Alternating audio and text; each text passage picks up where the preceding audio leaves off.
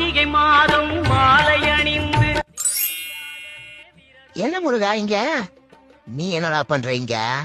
முருகா கார்த்திகை மாசம்ல, அதான் ஐயப்பனுக்கு மாலை போட்டிருக்கேன்.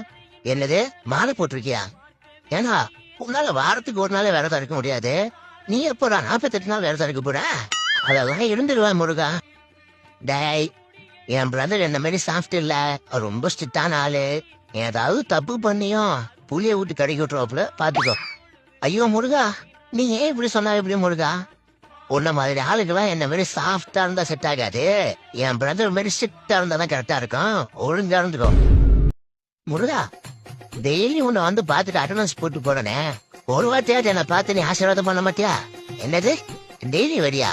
உன்னை ஒரு நாள் கூட நான் பாக்கலையா முருகா? டெய்லி கோயில் வெளியில நின்று அட்டண்டன்ஸ் போடுனே, பாக்கலையா? எது இந்த பைக்ல போகும்போது கோயிலை கிராஸ் பண்ணும்போது எனக்கு ஃபிளைங் கிஸ் குத்துட்டு போறியா? அத சொல்றியா?